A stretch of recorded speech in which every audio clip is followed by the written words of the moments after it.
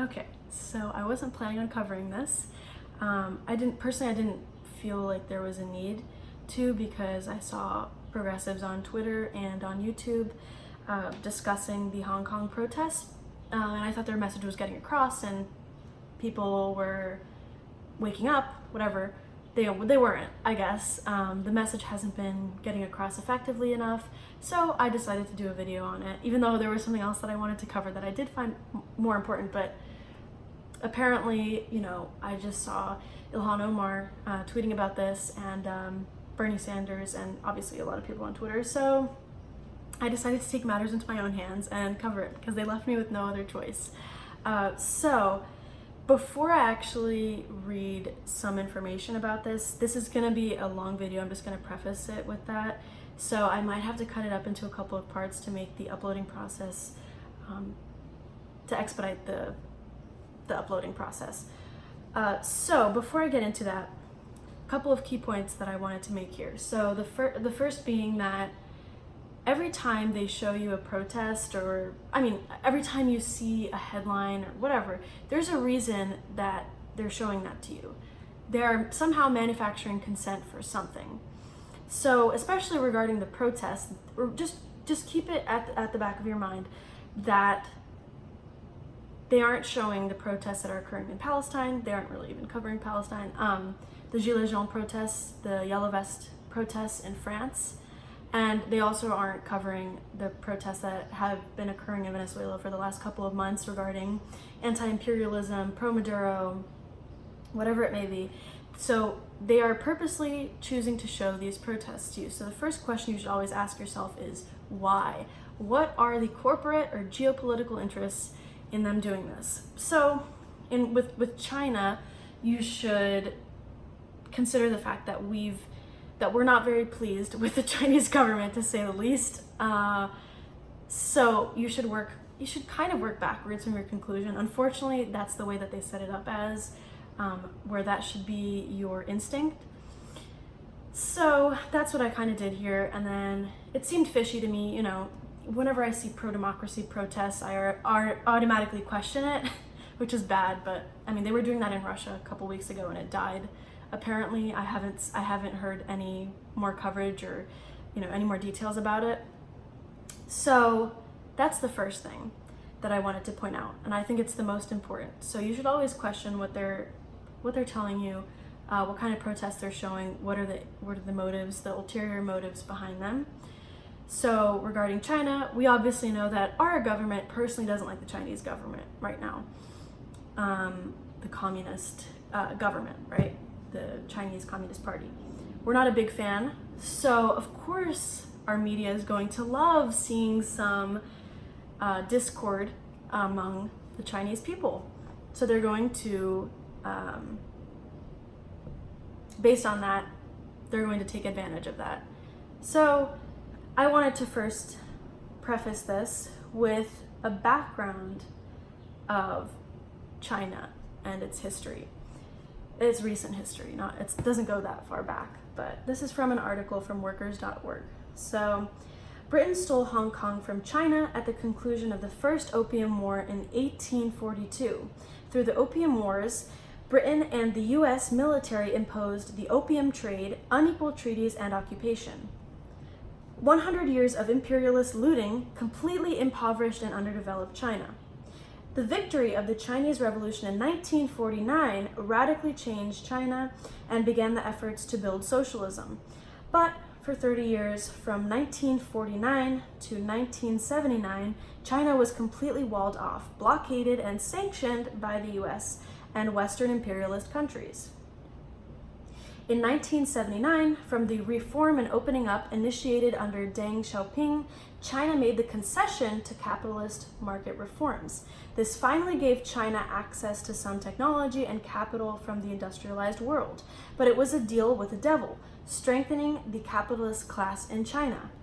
The British colony of Hong Kong was returned to China in 1997 under the one country, two systems principle that preserved much of the British colonial legal and judicial system in the former colony.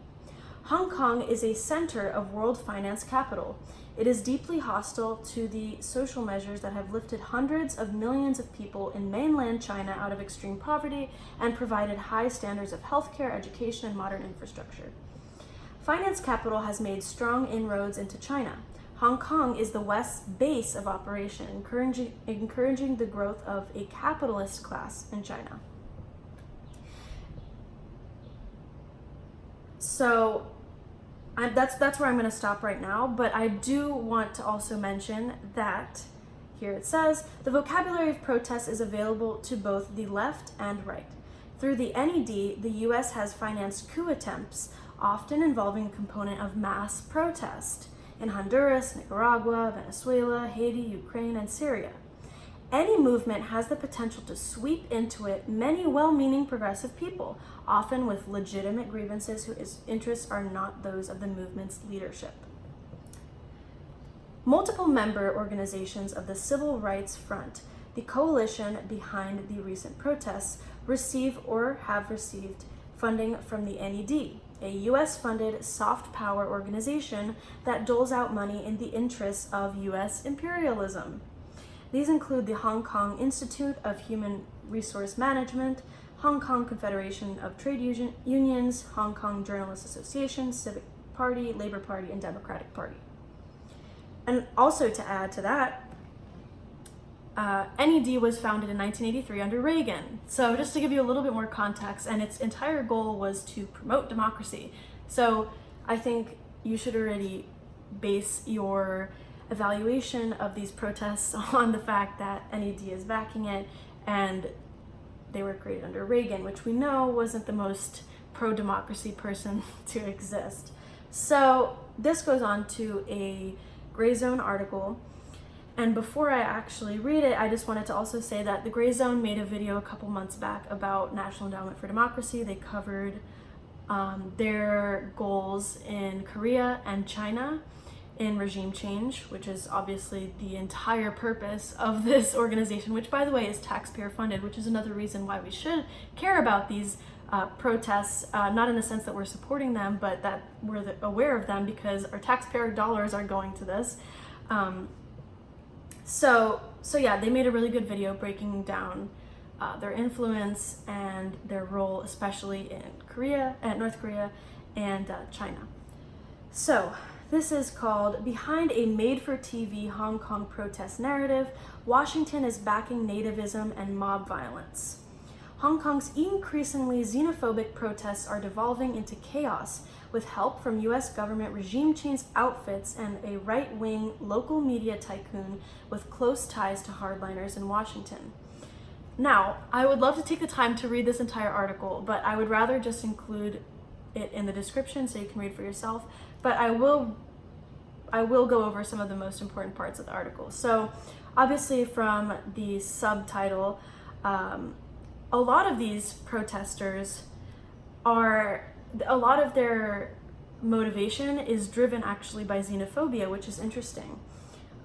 You wouldn't really have imagined that, but I do want to go to this portion where it mentions how a lot of them are using widely recognized symbols of the alt-right, emblazoning images of Pepe the Frog on their protest literature. And obviously, it might not necessarily be that they exactly know what Pepe the Frog represents, but I did think that was a decent point that they could make. And what's interesting too is that they also depict mainland Chinese people, remember because this is Hong Kong, they depict them as locusts, and they kind of, similarly to how the far right in the US demonizes, Mexican immigrants and Latin American immigrants, and they describe their immigration towards this country as kind of an invasion. They actually do the same thing with mainland Chinese people, and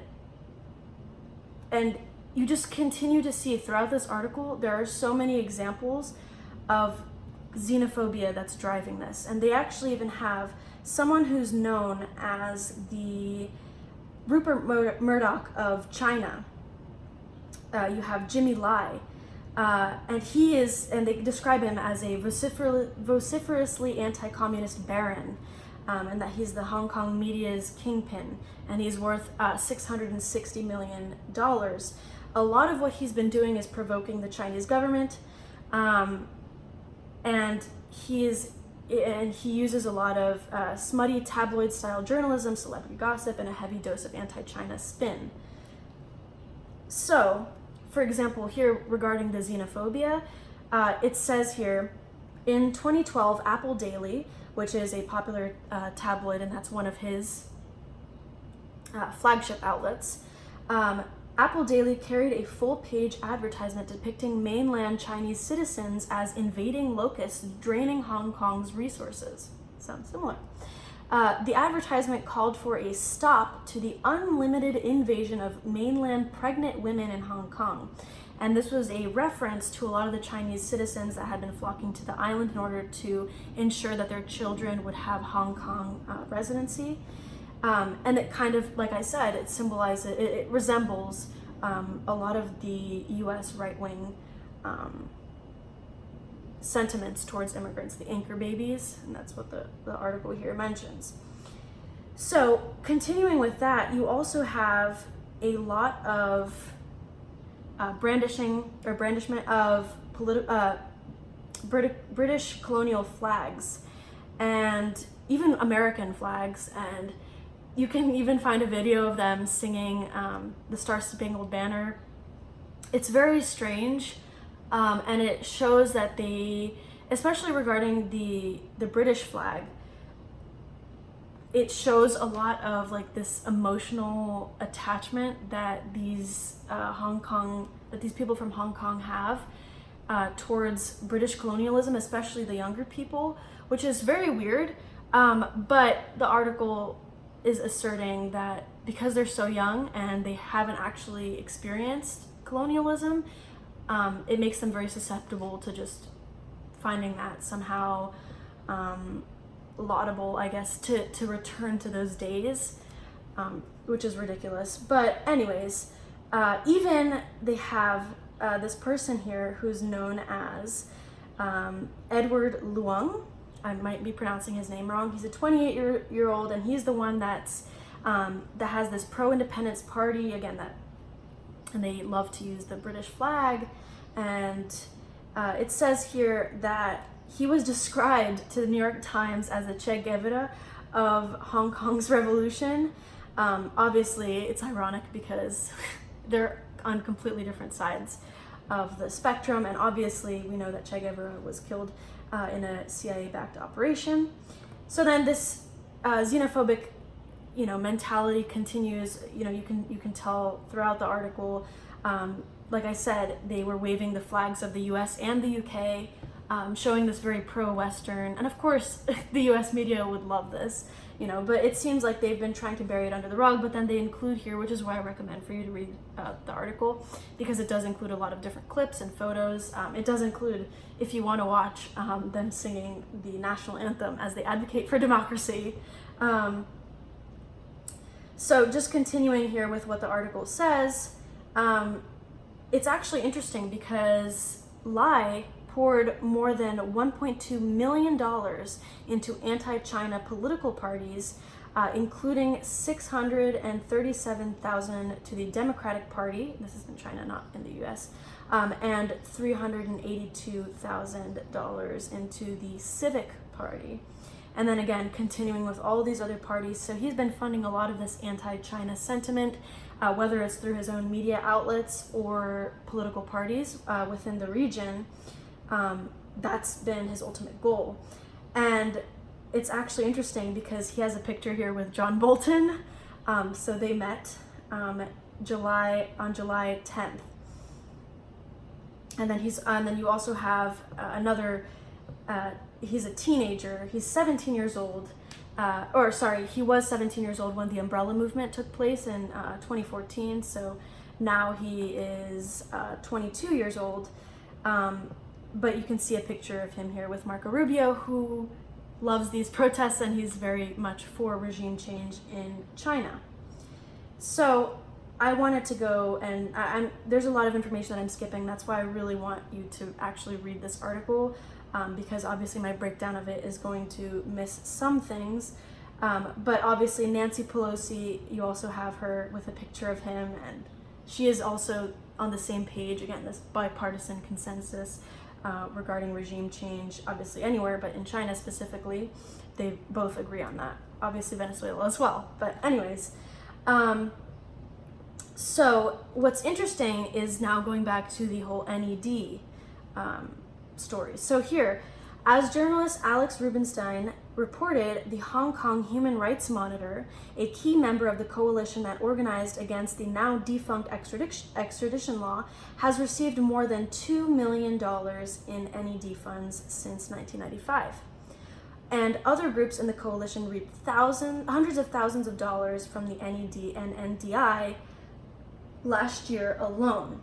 And I also wanted to go back to something that is probably, I don't think this article focused enough on it. I think it was a great article, but what was the most interesting part is that a lot of people are framing this as, okay, this is an anti-extradition protest, right?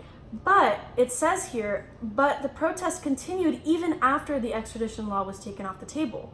And these demonstrations degenerated into disturbing scenes. And you obviously have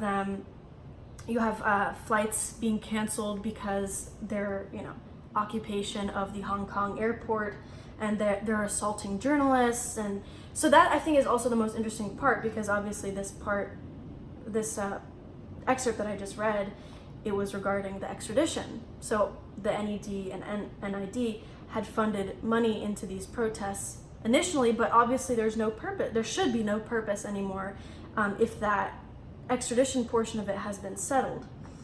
But going back to the main point here, after the extradition law was scrapped, these protests moved into a more aggressive phase, like I had said, launching hit-and-run attacks against government targets, erecting roadblocks, besieging police stations, and generally embracing the extreme modalities put on display during the US-backed regime change operations from Ukraine to Venezuela to Nicaragua.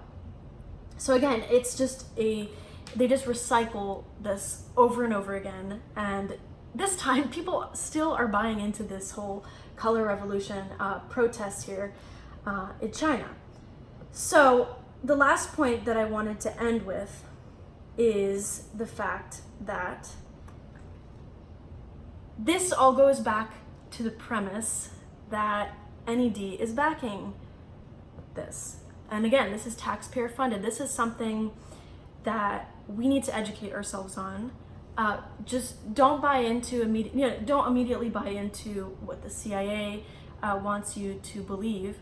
The most important part is to do your own research and to question more, as RT has. That's their slogan. But it's true, because every time you hear this kind of information, especially when you have protests that are based on human rights and advocating for them, and like the article said, I'm sure there are some good people who actually, some genuine opposition, that they aren't really aware of these xenophobia